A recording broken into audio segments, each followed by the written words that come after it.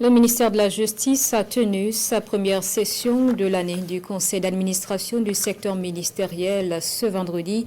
Cette rencontre stratégique a permis de dresser le bilan des activités de l'année 2025.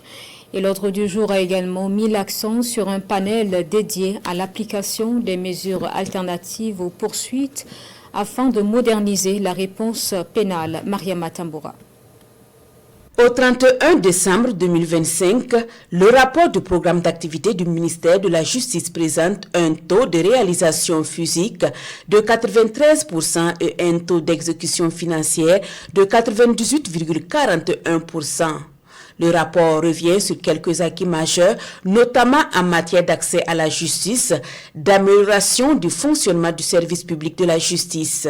Et principalement, vous avez noté en janvier 2025 l'opération Cagivite qui a permis de sortir des tiroirs des dossiers datant souvent de plus de 20 ans. Au total, près de 9000 dossiers sont sortis des tiroirs pour apurer le passif et donner un nouveau devoir à la justice.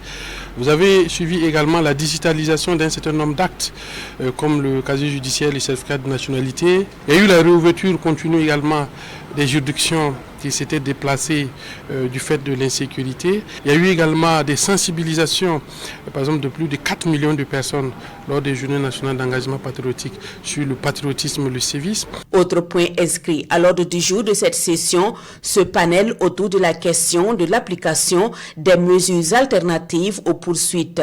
Quand on parle de mesures alternatives de poursuite, c'est quoi exactement? C'est par exemple la médiation pénale, la composition pénale, la convention judiciaire d'intérêt public. La médiation pénale, c'est simple. Si vous déposez une plainte au niveau du procureur du Faso ou au niveau du commissariat de police ou au niveau de la brigade de gendarmerie, dès que toutes les parties se présentent, on commence déjà la médiation telle que nous la connaissons dans nos sociétés. C'est-à-dire la personne reconnaît son tort, demande pardon, s'engage à réparer les conséquences de ses actes. Et si c'est conclu, si toutes les parties sont d'accord, à partir de ce temps-là, le dossier est terminé. Il n'y a pas de dossier à transmettre au procureur du Faso, il n'y a pas de dossier à envoyer pour jugement. Si ça dépasse cette étape, chez le procureur du Faso, il regarde encore le dossier. Si c'est des délits mineurs où les auteurs, par exemple, ne constituent pas des dangers pour la société, il propose tout simplement une amende ou l'exécution d'un travail d'intérêt général. Et là également, le dossier est terminé.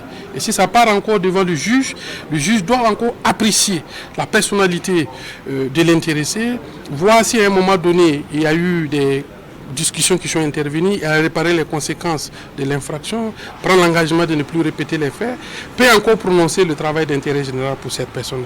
Comme perspective pour l'année 2026, le ministère de la Justice s'engage à travailler conformément aux idéaux de la révolution progressiste populaire pour satisfaire les attentes des populations en matière de justice.